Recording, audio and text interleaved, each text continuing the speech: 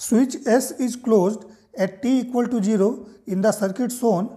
The change in flux in the inductor L equal to 500 millihenry, inductor का value 500 millihenry है, from t equal to 0 to an instant when it reaches to steady state. ठीक है, इस switch को t equal to 0 पर close किया गया. ठीक है, मीन्स ये कनेक्ट हो गया, ये पाथ जो है कनेक्ट हो गया. ठीक है, सो t इक्वल टू 0 से लेकर t equal to infinity, steady state का मतलब है very long time, t equal to infinity, इसके बीच में चेंज इन फ्लक्स इस इंडक्टर में कितना हुआ ये हम लोगों को निकालना है. ठीक है, from t equal to 0 to an instant when it reaches steady state. ठीक है, ठीक है.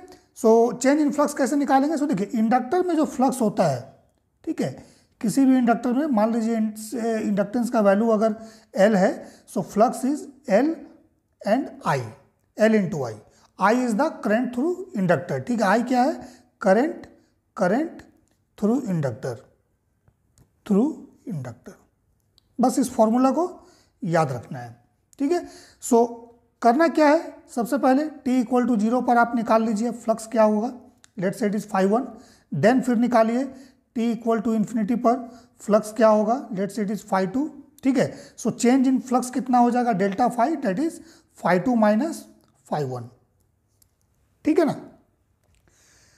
सो t इक्वल टू 0 पर देखिए कैपेसिटर और इंडक्टर का बिहेवियर किस तरह का होता है. तो याद रखिएगा, t इक्वल टू 0 पर, at t equal to 0, capacitor को क्या करना है? शॉर्ट सर्किट करना है. शॉर्ट सर्किट मीन्स कैपेसिटर को हटा करके वहां पर सिर्फ एक कंडक्टिंग वायर कनेक्ट कर देना है. ठीक है, सो क्योंकि t इक्वल टू 0 पर क्या होगा, जैसे ही स्विच ऑन कीजिएगा कैपेसिटर बहुत हैवी चार्ज ड्रॉ करेगा, बहुत फास्ट उसमें चार्ज फ्लो होना स्टार्ट होता है. ठीक है ना. सो कैपेसिटर शॉर्ट सर्किट की तरह बिहेव करता है t इक्वल टू 0 पर. बट इंडक्टर क्या करेगा? According to Lenz law it opposes the change. So inductor क्या होगा यहाँ पर? Open circuit. यहाँ पर क्या करना है? ओपन सर्किट कर देना है. मीन्स जहाँ भी इंडक्टर है, इंडक्टर को हटा देना है और इसको ओपन कर देना है. ठीक है, लेकिन t इक्वल टू इन्फिनिटी पर क्या करेंगे?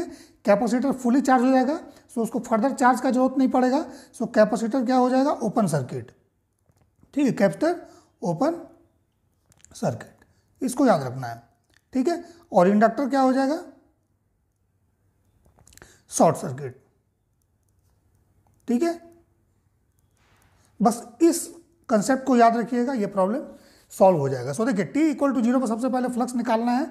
सो t इक्वल टू 0 पर देखिए क्या होगा, ये अपोज करेगा. सो ये पाथ आपका ओपन हो जाएगा. सो ओपन अगर हो गया तो इसमें क्या होगा? करंट 0 हो जाएगा. ठीक है, सो करंट 0 होगा. सो फ्लक्स क्या हो जाएगा? 5L into I. So L into 0, so it is 0.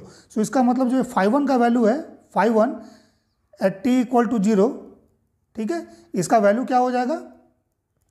0 होगा. क्यों 0 होगा? मैंने अभी बताया, ये ओपन सर्किट हो गया. सो ओपन सर्किट हो जाएगा. सो करंट इस पर्टिकुलर इंडक्टर में क्या होगा? 0 होगा. सो फ्लक्स इसमें 0 हो गया. ठीक है, and t equal to infinity पर, इस कैपेसिटर का t इक्वल टू 0 पर कोई यूज नहीं है. ठीक है, सर्किट में एज इट इज रहेगा. हमें करंट यहाँ पर निकालना है. सो ये ओपन सर्किट हो गया, इंडक्टर में करंट 0.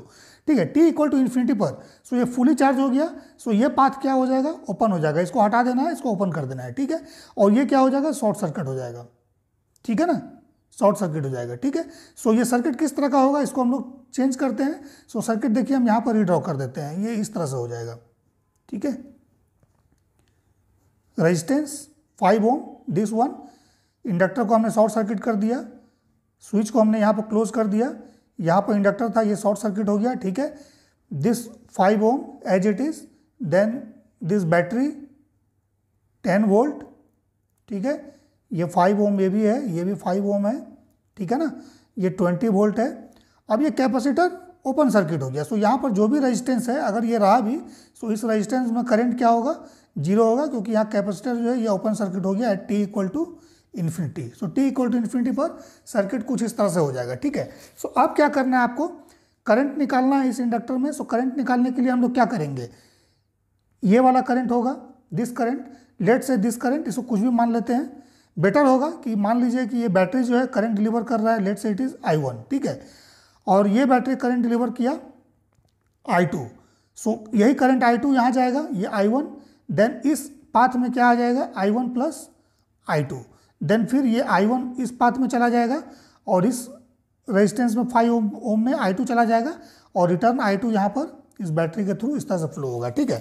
सो आपके पास देखिए 2 लूप है, एक लूप आपके पास ये वाला हो गया, एक लूप ये वाला हो गया, दोनों में KVL अप्लाई कर दीजिए। सो KVL जब हम लोग अप्लाई करेंगे, सो इस लूप में जब हम लोग आएंगे, सो देखिए 5I1 plus I2, that means 5I1 plus 5I2 is equal to 20, that means I1 plus I2 जो होगा दैट इज इक्वल टू 4। ये इक्वेशन 1 हो गया, ठीक है। अब लूप 2 में आइए, लूप 2 में जब आएंगे तो देखिए 5I1 plus I2 then plus 5I2, so that means 5I1 और ये प्लस कितना हो जाएगा 10I2, ठीक है। 5I1 प्लस I2, ठीक है, देन प्लस 5I2, KVL लगाए इस लूप में हम लोग, that is equal to 10। That means इसको सॉल्व कीजिए, ये हो जाएगा I1 plus 5I1 plus 10I2, सो 2I2 हो गया, 5 कॉमन ले लिए और डिवाइड किया 10 में 2 आ गया, ठीक है। सो ये इक्वेशन 2 हो गया। अब इक्वेशन 1 और 2 को सॉल्व कीजिए और I1 I2 का वैल्यू निकालिए, ठीक है। सो देखिए हमने इसको सॉल्व कर दिया है, यहाँ से हमने क्या किया है, I1 का वैल्यू निकाल करके इस 2 में पुट कीजिए। सो यहाँ से I2 का वैल्यू -2 एम्पियर आ जाएगा, डेट मीन्स I2 इस तरह से फ्लो नहीं होके I2 इस तरह से फ्लो होगा, ठीक है। सो जो भी वैल्यू आएगा निगेटिव या पॉजिटिव, इस साइन को यूज़ करके आपको इक्वेशन को सॉल्व करना है, यहाँ पर साइन को नेग्लेक्ट नहीं करना है। सो I2 का वैल्यू हमारे पास -2 एम्पियर आ गया, ठीक है। अब क्या करना है, इस I2 का वैल्यू को हम लोग को पुट कर देना है इसमें, ठीक है। सो यहाँ से I1 का इसमें पुट कर दीजिए, हमने इसमें पुट कर दिया है। सो I1 का वैल्यू कितना हो गया 2 टाइम्स I2 और I2 का वैल्यू हमारे पास -2 है, सो ये प्लस हो जाएगा 2 + 4, सो it is 6 ampere. But inductor में करंट कितना है, I1 प्लस I2 है। सो I1 प्लस I2 का वैल्यू निकालिए, ये 6 हो गया I1, ठीक है, और I2 हमारे पास -2 है, सो 4 एम्पियर आएगा, ठीक है। सो ये जो इंडक्टर है इसमें करंट t = इन्फिनिटी पर 4 एम्पियर आई है, ठीक है।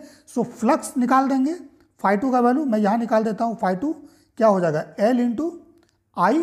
सो L का वैल्यू देखिए 500 है इंटू 10⁻³ मिली हेनरी है, 500 मिली हेनरी इंटू करंट का वैल्यू कितना हो गया 4। सो इस वैल्यू को कैलकुलेट कीजिए।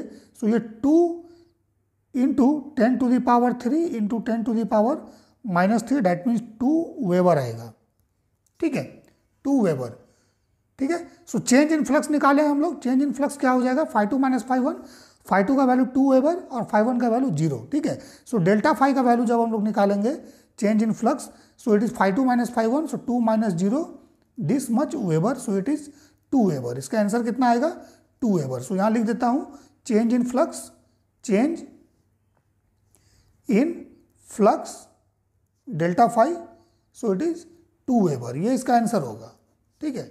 WB इट इज वेबर, ठीक है, ये इसका आंसर होगा। क्लियर है।